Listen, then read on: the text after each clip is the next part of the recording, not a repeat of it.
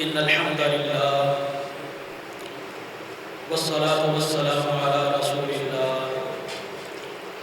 أما بعد فأعوذ بالله من الشيطان الرجيم بسم الله الرحمن الرحيم يوم لا ينفع مال ولا بنون إلا من أتى الله بقلب سليم۔ سورہ شعراء میں اللہ تعالیٰ فرماتے ہیں کہ ایک دن ایسا آنے والا ہے جس دن کسی بندے کو اس کا مال فائدہ نہیں دے گا، اس کے بیٹے فائدہ نہیں دیں گے، فائدہ اس بندے کو ہوگا جو قلب سلیم لے کے آئے گا، جو ڈرنے والا دل لے کے آئے گا۔ قلب سلیم کیا ہوتا ہے؟ جس دل کے اندر اللہ کا ڈر آ جاتا ہے۔ یہ قرآن مجید رمضان المبارک یہ تقویٰ سکھانے کے لیے آئے، دلوں کے اندر اللہ کا ڈر پیدا کرنے کے لیے آئے۔ تو جس دل کے اندر یہ کیفیت بن جائے کہ گناہ ہو اس سے وہ فوری طور پہ پریشان ہو جائے کہ نافرمانی ہو گئی ہے، تو ایسا دل جو کہ اللہ سے ڈرنے والا ہے فائدہ صرف اسی کو ہوگا۔ دنیا میں عمومی طور پہ ہم دیکھتے ہیں کہ اگر کسی بندے کو دل میں تکلیف ہو جائے نا، اللہ تعالیٰ ہر بندے کو بچا کے رکھے، ہر قسم کی بیماریوں سے اللہ تعالیٰ محفوظ رکھے، فوری طور پہ کہتے ہیں کہ انہوں کارڈیالوجی لے جاؤ، انہوں ڈاکٹر اسپتال لے جاؤ۔ کیوں؟ اس لیے کہ اس کے دل میں تکلیف ہو گئی ہے، اسے فوری طور پہ کہیں نہ کہیں لے جاؤ۔ جبکہ ایک حدیث کے اندر نبی علیہ السلام نے ارشاد فرمایا جب بندہ گناہ کرتا ہے تو اس کے دل پہ ایک کالا نشان بن جاتا ہے، پھر یہ ایک اور گناہ کرتا ہے، وہ نشان اور بڑا ہو جاتا ہے، پھر یہ تیسرا گناہ کرتا ہے، اس سے اگلا گناہ کرتا ہے، پھر اس کا دل اور کالا ہو جاتا ہے۔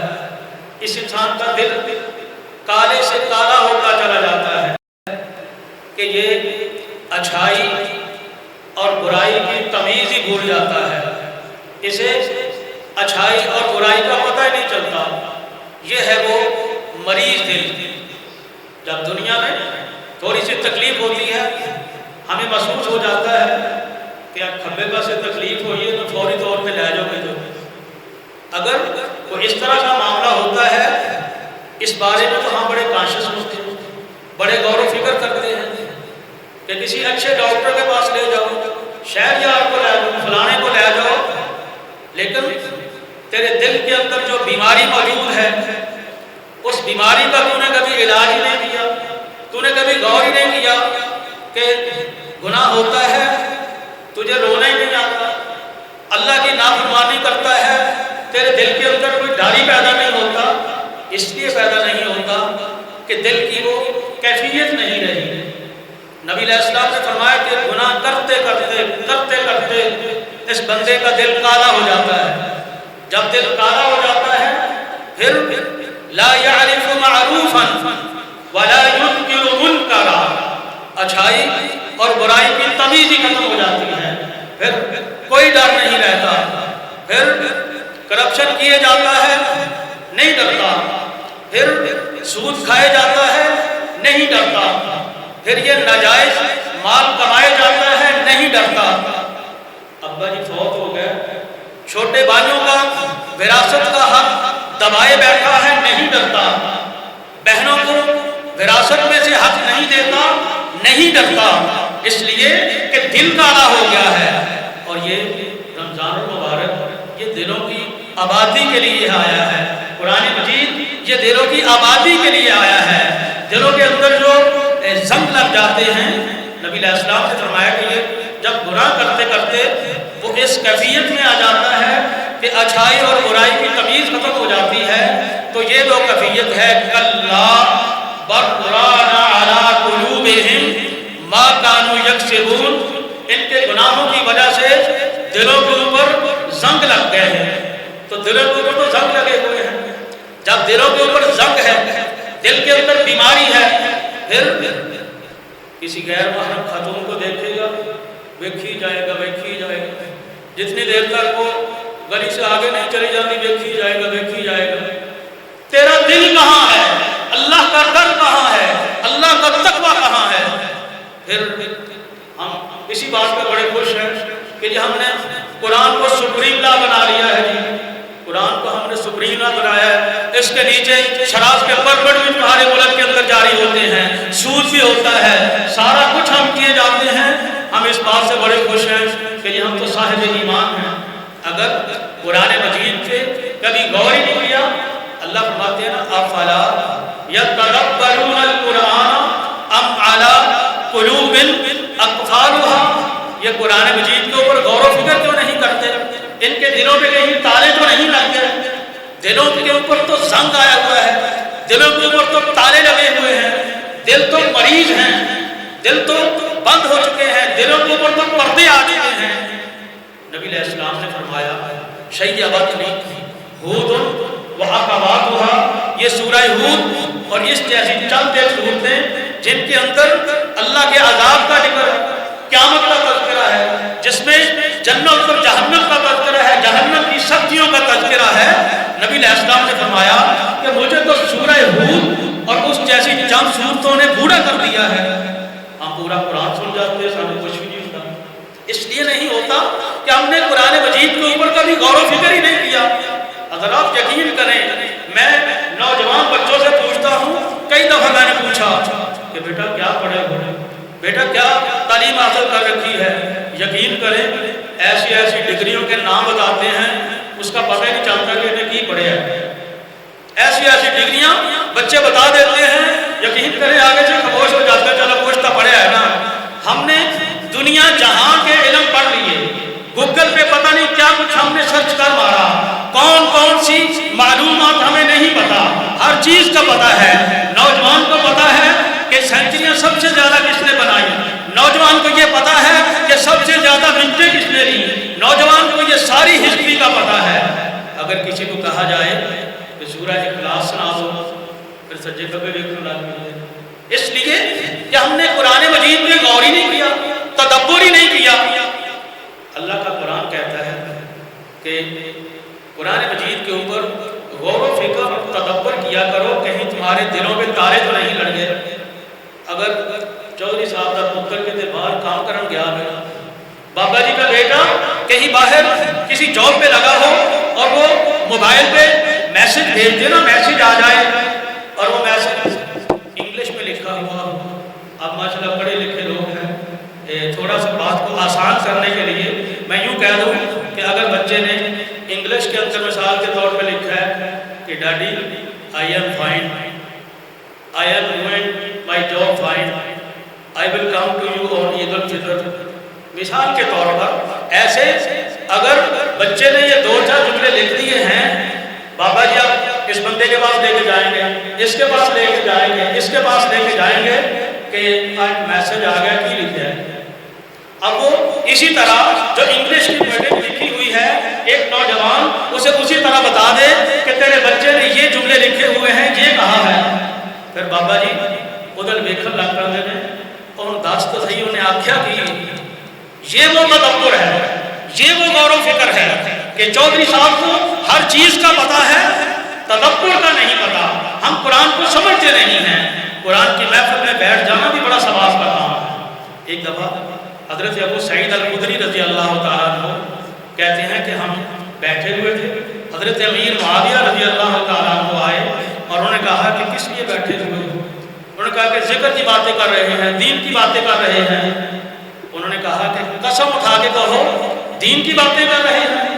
انہوں نے قسم اٹھائی کہ بالکل اللہ کی قسم دین کی باتیں کر رہے ہیں اور ہمیں کوئی مقصد نہیں تھا۔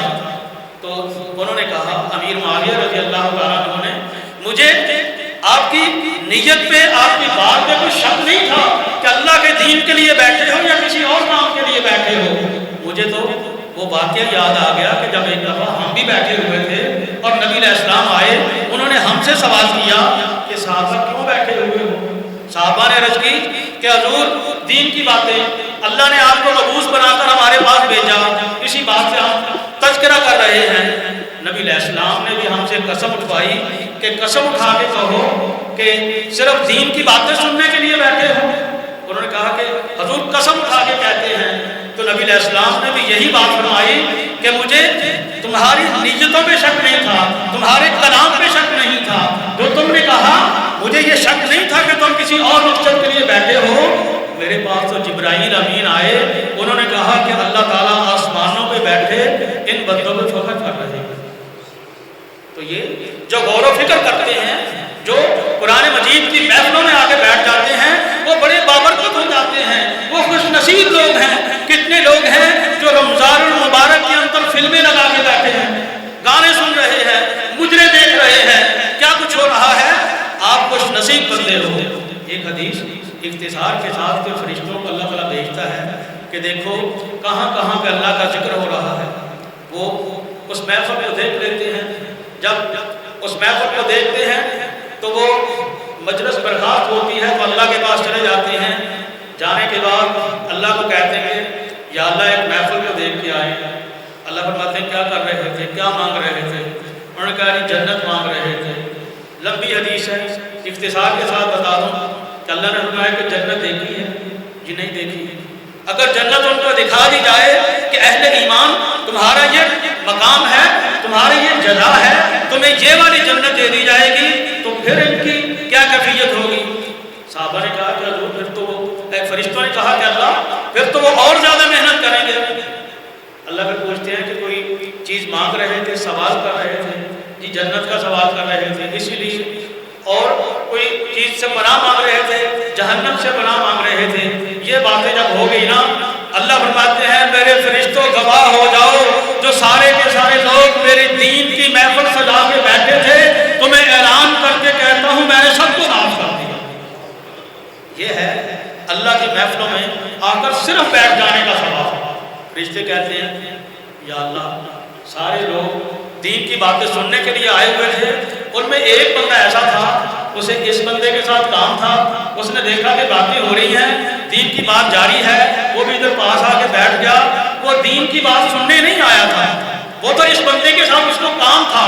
اللہ نے فرمایا ہم الجلساء لا یشقی بہم جلیسہم، جو لوگ اللہ کی محفلیں سجا کے بیٹھ جاتے ہیں، دین سیکھنے کے لیے بیٹھ جاتے ہیں، اللہ کی محبت میں بیٹھ جاتے ہیں، قرآن کی محبت میں بیٹھ جاتے ہیں، جنت کے حصول کے لیے بیٹھ جاتے ہیں، جہنم سے روتے ہوئے بیٹھ جاتے ہیں، وہ اللہ کو اتنے پسند آتے ہیں، اتنے اچھے لگتے ہیں، اللہ کو اتنے محبوب ہو جاتے ہیں، اللہ نے ان کو بھی معاف کر دیا۔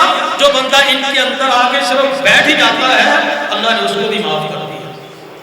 تو حضرات تدبر کرنا چاہیے۔ تدبر یہ ہے کہ قرآن مجید کو سمجھا جائے کہ قرآن ہم سے چاہتا کیا ہے۔ ہم قرآن کو سنتے ہیں، بڑا ثواب ہے، یہ نہیں کہ ثواب نہیں ہے، بڑا ثواب ہے، اور قرآن مجید کو پڑھنا بھی ثواب ہے۔ ہم یہ جو سارا قرآن مجید الحمدللہ اتنی پیاری آواز کے ساتھ قاری صاحب ہمیں سنا رہے تھے، یہ شرف ہی شرف ہے، فرشتے آ جاتے ہیں، اللہ کی رحمتیں نازل ہو جاتی ہیں، یہ سارے کا سارا ثواب کا کام ہے۔ لیکن اس سے بھی ایک آگے اللہ کا تقاضا ہے، وہ یہ ہے کہ تم تدبر کیوں نہیں کرتے، غور و فکر کیوں نہیں کرتے۔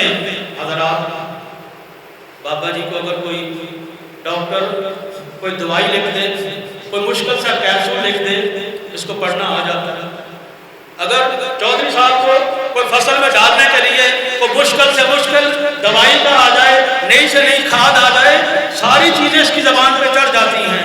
اور جب چودھری صاحب کو جلال آیا ہو نا، پھر گالیاں دے رہا ہو، پھر اس کی زبان کی سراست دیکھا کرو، پھر اس کی زبان کے اندر کوئی رکاوٹ نہیں آتی۔ تو حضرات جب قرآن پڑھنے کی باری آئے، پھر تیری زبان پہ کچھ بھی نہیں چڑھتا، الحمدللہ سراغ نہیں چڑھتا۔ حضرات اگر نہیں چڑھتا نا تو سن لو اس کے لیے بھی خوشخبری ہے۔ نبی علیہ السلام نے فرمایا الماہر بالقرآن مع السفرۃ الکرام البررہ، جو قرآن کا ماہر ہے، اچھی طرح پڑھتا ہے، اس کو سمجھتا ہے، اس کے معانی کو سمجھتا ہے، اس کی تجوید کو سمجھتا ہے، اس کے اوپر اچھی طرح سے اس کا تدبر و تفکر ہے، عمل ہے، وہ تو مع السفرۃ الکرام البررہ، اللہ ان کو فرشتوں کے ساتھ ملا دیں گے کہ تمہیں बतला के फरिश्तों की सामने खड़े हो जाओ।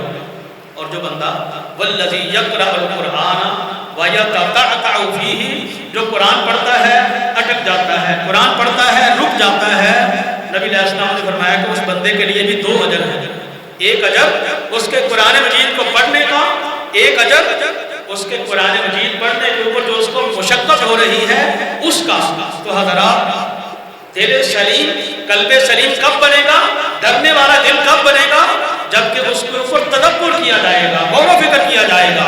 नबी अलैहिस्सलाम ने फरमाया इन्नल्लाह ला यंज़ुरु इला सुवरिकुम व अमवालिकुम, अल्लाह तुम्हारी तस्वीरों की तरफ नहीं देखते कि कौन किसका रंग ज़्यादा खूबसूरत है, तुम्हारे अमवाल को नहीं देखते कि किस बंदे के पास माल ज़्यादा है, वलाकिन यंज़ुरु इला कुलूबिकुम व अअमालिकुम, अल्लाह तुम्हारे दिलों को देखते हैं, तुम्हारे आमाल को देखते हैं। और ये जो तकवा कुरान मजीद से आता है, ये जो तकवा रोजे से आता है, नबी अलैहिस्सलाम ने फरमाया अत्तक़वा हा होना, अत्तक़वा हा होना, अत्तक़वा हा होना। 3 दफा नबी अलैहिस्सलाम ने इरशाद फरमाया कि तकवा दिल के अंदर होता है, तकवा दिल के अंदर होता है, तकवा दिल के अंदर होता है, तकवा यहाँ अंदर होता है। बताने की बात नहीं कि मैं इतना नेक हूँ। अल्लाह ने फरमाया फला तुज़क्कू अनफुसकुम, अपनी नेकियां लोगों को ना बताया करो कि मैंने ये कर दिया, मैंने ये कर दिया, इतने हज कर लिए, इतने उम्रे कर लिए, इतने गरीबों को राशन दे दिया, फलां कर दिया, मदरसों को, मस्जिदों को, कहाँ कहाँ मैंने क्या कुछ कर दिया, मैं कि लोगों को ना बताया करो। फला तुज़क्कू अनफुसकुम, अपने आप के बारे में लोगों को मत बताया करो कि तू कितनी नेकियां करने वाला है। हुवा अअलमु बिमन इत्तक़ा, अल्लाह को सारा पता है तू कितना बड़ा मुत्तकी है। असल ये चाहिए कि हमारे दिलों के अंदर डर आ जाना चाहिए। अल्लाह ताला ने फरमाया, सूरतुल हज है, अफलम यसीरू फिल अर्द, ये लोग जमीन पे चले, फतकून लहुम कुलूबुन यअकिलून बिहा औ आज़ानुन यस्मऊन बिहा, ये कहीं बाहर चले फिरे ना जमीन पर कि इनके अगर दिल हो तो इनको पता चल जाए, ये इनके कान हो, ये कुछ लोगों के हालात सुनकर ही कोई गौर व फिक्र करें। कभी जब तुम चल फिर रहे हो कभी गौर किया करो कि आए हो जनाजे, कभी उसका जनाजा, कभी उसका जनाजा, कभी उसका जनाजा उठा रहे हो, गौर तो किया करो कि एक वक्त आने वाला है, कोई पता नहीं कि किसका वक्त आ जाए। और ये भी कोई जरूरी नहीं है कि पहले बंदा 60 साल का हो, फिर मंजी पे बैठ जाए, फिर बीमार हो जाए, फिर 1 साल अस्पताल रहे, ये कोई जरूरी नहीं है। कोई पता नहीं किस बंदे का किस वक्त वो आखिरी उसकी मुलाकात का वक्त आ जाए। फ़इज़ा जाअ अजलुहुम ला यस्तअखिरून साअतन वला यस्तक़दिमून, एक लम्हा आगे पीछे नहीं हो सकते। तो हज़रात, अल्लाह फरमाते हैं कि इन लोगों को चाहिए कि जरा गौर व फिक्र तो किया करें। फ़इन्नहा ला ताअमल अबसार वलाकिन ताअमल कुलूबुल लती फिस सुदूर, जिसको डर नहीं आता, अल्लाह फरमाते हैं कि ये आंखों के अंधे नहीं हैं, ये दिल के अंधे हैं। और अल्लाह ताला ने सूरह ज़ुमर के अंदर इरशाद फरमाया कि वलक़द ज़रअना ली जहन्नम, सूरह हशर, वलक़द ज़रअना ली जहन्नम कसीरम मिनल इंसी, हमने बहुत से लोग जो कि अल्लाह की नाफरमानी करके जहन्नम में जाने वाले हैं, उनमें से कितने लोग हैं ऐसे, लहुम कुलूबुन ला यफ़क़हून बिहा, उनके दिल तो हैं वो उसके साथ गौर व फिक्र ही नहीं करते, उनकी आंखें तो हैं उसके साथ हक बात को देखते नहीं हैं, उनका दिल तो है वो सोचते नहीं हैं, कान तो हैं सुनते नहीं हैं। अल्लाह ने बताया कि उलाइका कल अनआम, ये जानवरों जैसे हैं, ये डंगरों जैसे हैं, बल हुम अदल, ये जानवरों से भी गैर गुजरे हैं। जो कुरान मजीद को सुनने के बाद जिसका दिल नहीं डरता, अल्लाह का कुरान कहता है कि चौपायों जैसे हैं। जानवर को पता चल जाता है कि धूप है तो अब साए में आ जाना है, जानवर को पता चल जाता है कि प्यास लगी है तो पानी के पास चल जाना है। इस इंसान को पता नहीं चलता कि इतने गुनाह कर रहा हूँ, ये जहन्नम के अंदर ले जाएगा। इसीलिए अल्लाह का कुरान कहता है कि ये जानवरों से भी गैर गुजरे हैं। और अहले ईमान, उनके दिल अल्लाह ताला से डरने वाले होते हैं। जब अल्लाह से डरने वाला दिल हो, अल्लाह ताला ने सूरह अल-अनफाल की आयत नंबर 2 के अंदर इरशाद फरमाया कि इन्नमल मुमिनून अल्लज़ीना इज़ा ज़ुकिरल्लाहु वजिलत कुलूबुहुम, अहले ईमान वो होते हैं कि जब अल्लाह का जिक्र किया जाए तो इनके दिल डर जाते हैं।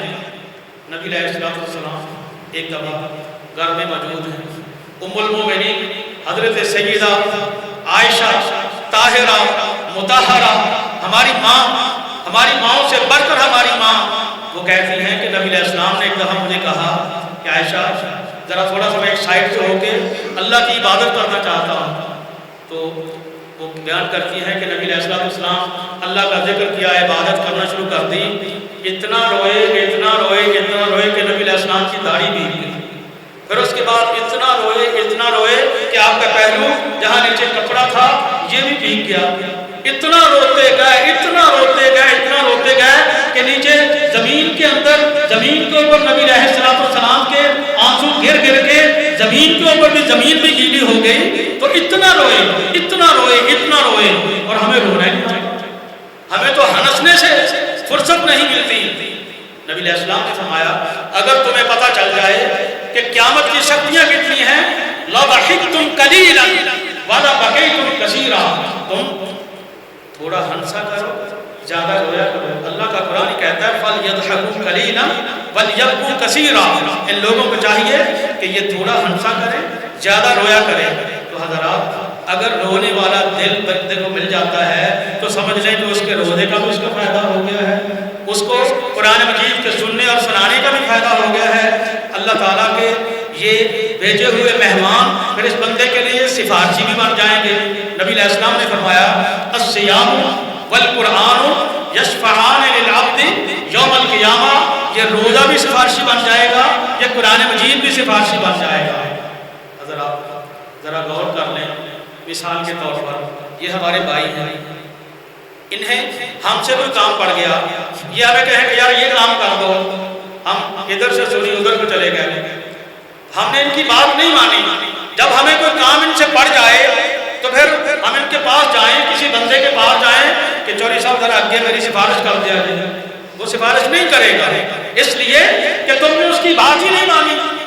جب بندہ کسی کی بات مانے گا تب اس کی سفارش ہوگی.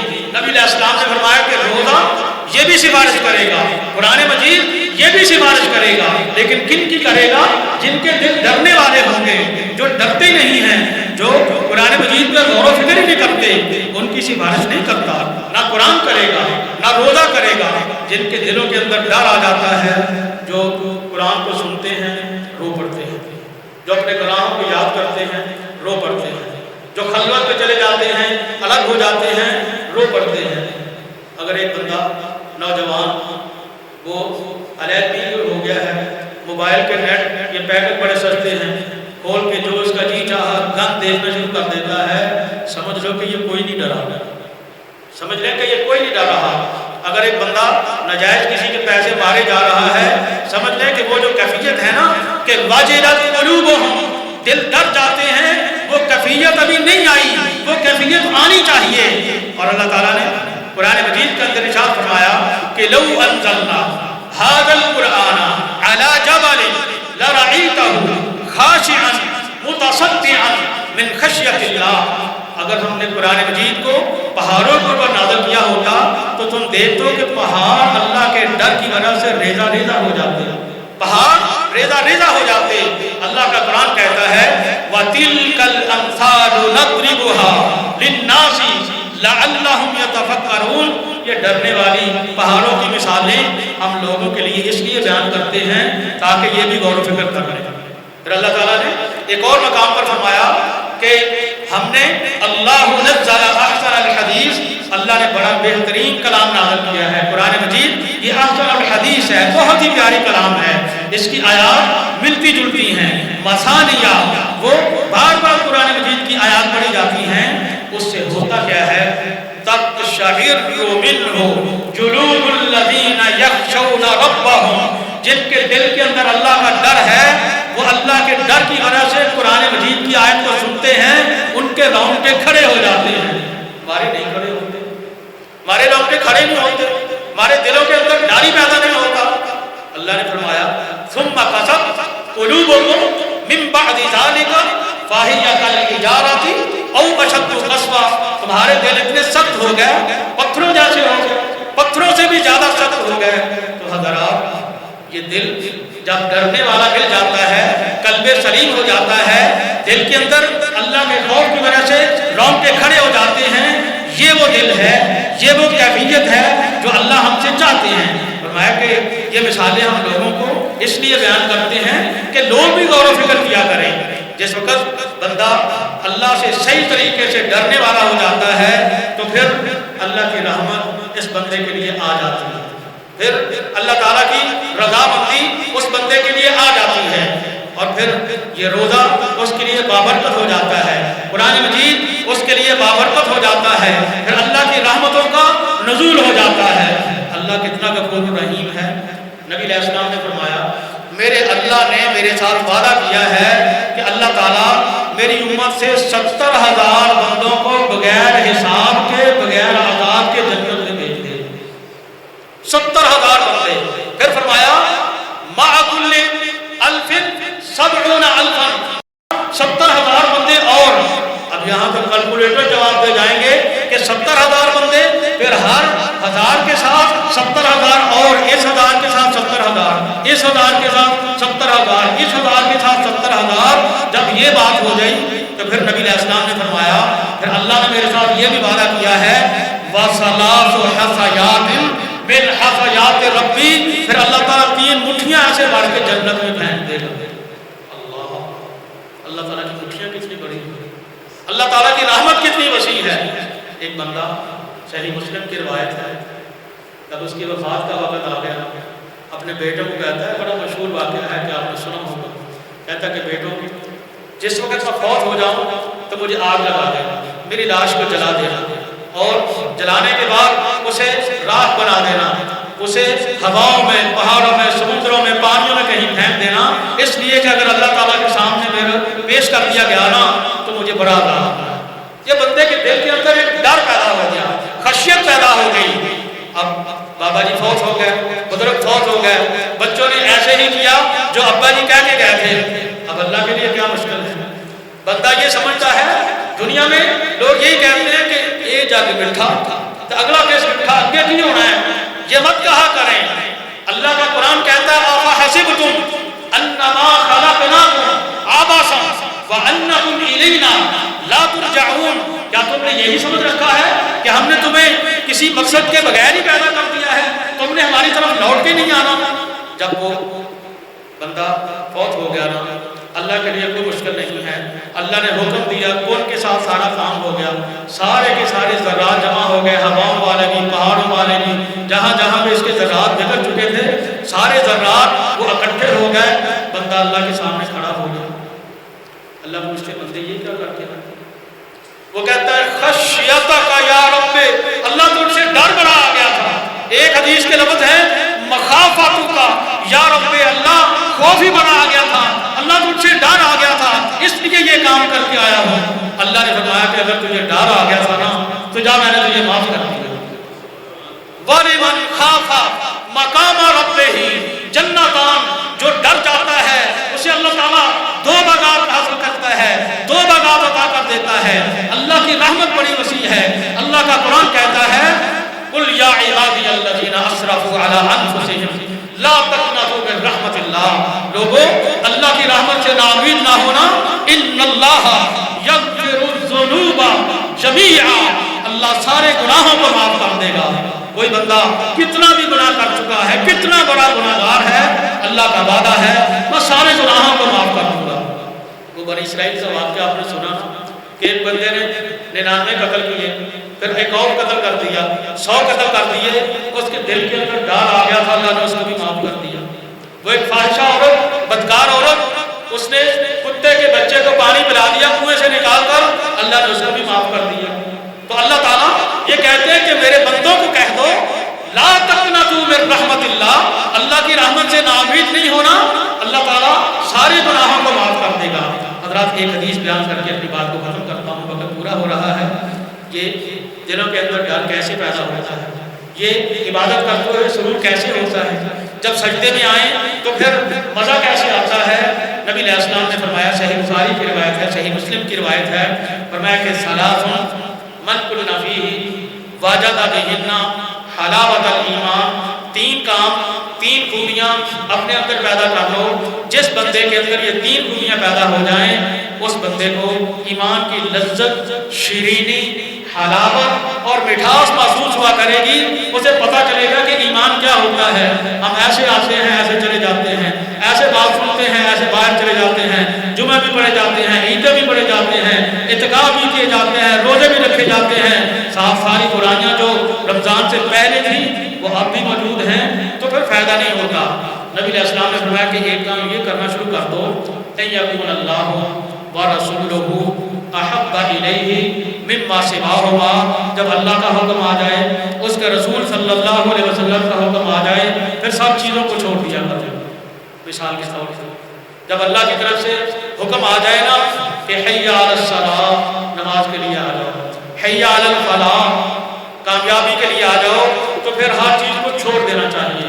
دوستوں کی محفل ہے، چھوڑ دینی چاہیے۔ کسٹمر بیٹھا ہے، دکان پہ بیٹھے ہیں، چھوڑ دینی چاہیے۔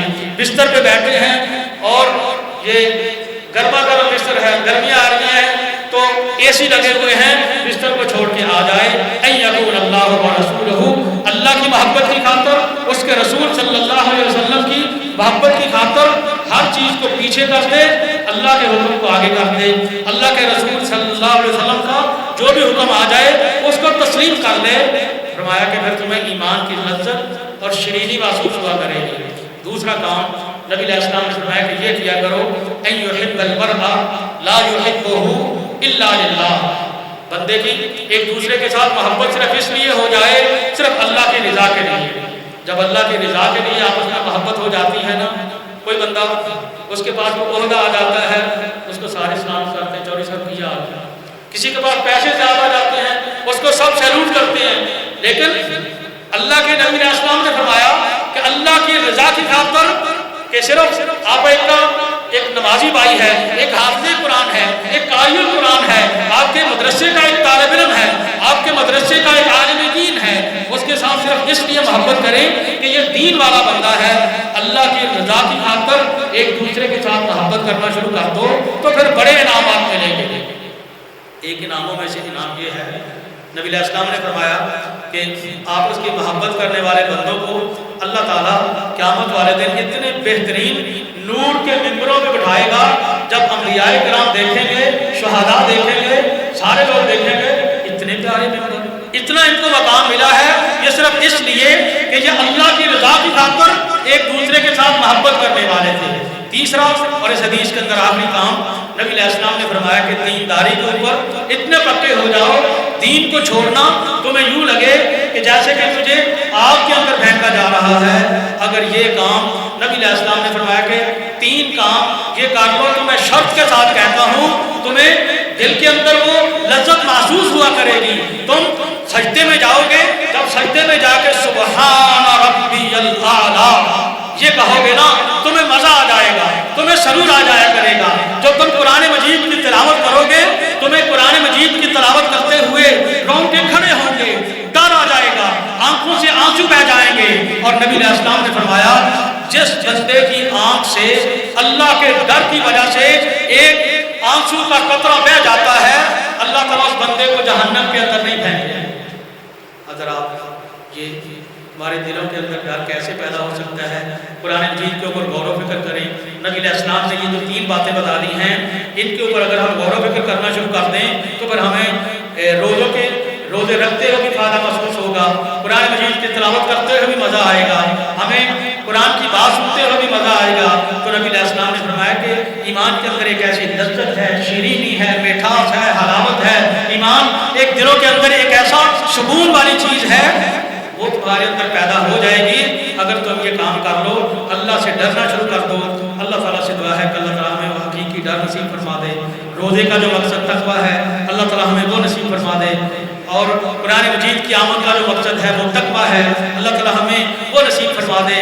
ایسا تقویٰ، ایسا ڈر اور ایسا ڈرنے والا دل جو کہ اللہ کو بڑا ہی پسند آتا ہے، اللہ تعالیٰ ہمیں وہ قلب سلیم نصیب فرما دے، جس کے بارے میں اللہ نے فرمایا کہ قلب سلیم لے کے آگے تو وہاں آخرت والے دن فائدہ ہو جائے گا۔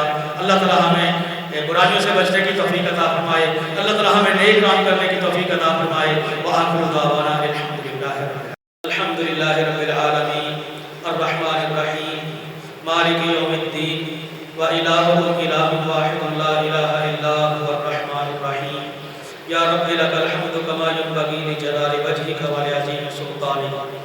اللهم صل على محمد وعلى آل محمد كما صليت على إبراهيم وعلى آل إبراهيم إنك حميد مجيد اللهم بارك على محمد وعلى آل محمد كما باركت على إبراهيم وعلى آل إبراهيم إنك حميد مجيد ربنا ظلمنا أنفسنا وإن لم تغفر لنا وترحمنا لنكونن من الخاسرين ربنا آتنا في الدنيا حسنة وفي الآخرة حسنة وقنا عذاب القبر وقنا عذاب الميزان يا حي يا قيوم برحمتك نستغيث يا قاضي الحاجات اقض جميع حاجاتنا وحاجات المسلمين يا شافي الأمراض اشف مرضانا ومرضى المسلمين اللهم آت نفوسنا تقواها وزكها أنت خير زكاها أنت وليها ومولاها اللہ ہماری دعاؤں کو قبول فرما دے اللہ ہماری التجاؤں کو قبول فرما دے اللہ ہماری حاضری کو قبول فرما دے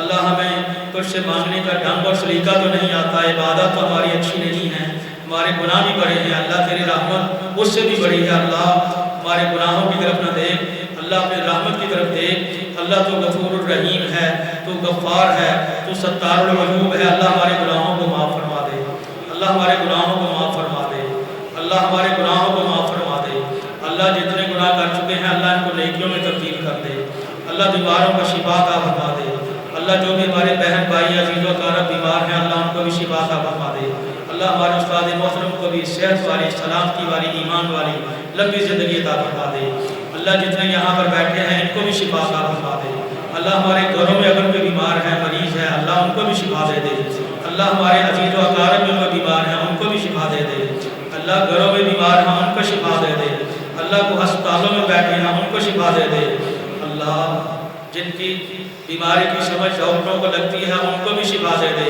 اللہ جس کی بیماری کی سمجھ ڈاکٹروں کو نہیں لگتی جسے ڈاکٹر علاج قرار دے رہے ہیں اللہ تیرے کلمہ کن کے اندر طاقت ہے اللہ تو ان کو بھی شفا عطا فرما دے اللہ تیرے خزانے بڑے بڑے ہیں اللہ شفا عطا فرما دے اللہ جو لوگ پریشان ہیں ان کی پریشانیوں کو دور فرما دے اللہ جو لوگ اپنے کاروبار کی وجہ سے اپنے بزنس کی وجہ سے تنگ ہیں پریشان ہیں مجبور ہیں اللہ کی پریشانیوں کو دور فرما دے اللہ رزق حلال وافر اور وسیع فرما دے اللہ رزق حلال وافر اور وسیع فرما دے اللہ برائیوں سے بچنے کی توفیق عطا فرما دے اللہ نیکیاں کرنے کی توفیق عطا فرما دے اللہ ہماری حفاظت فرما دے اللہ اہل اسلام کی حفاظت فرما دے اللہ ہمارے ملک پاکستان کی حفاظت فرما دے اللہ ہمارے ملک کے اندر بہت زیادہ انتشار ہے اللہ بہت زیادہ تفرقہ بازی ہے اللہ آپس میں محبتیں کرنے والے بن جائیں اللہ ایسی محبتیں سب کو ہم کو نصیب فرما دے اللہ جو کہ تیری رضا والی ہوتی ہیں جن سے تو خوش ہوتا ہے جو تیری محبتوں کی وجہ سے جنتیں مل جاتی ہیں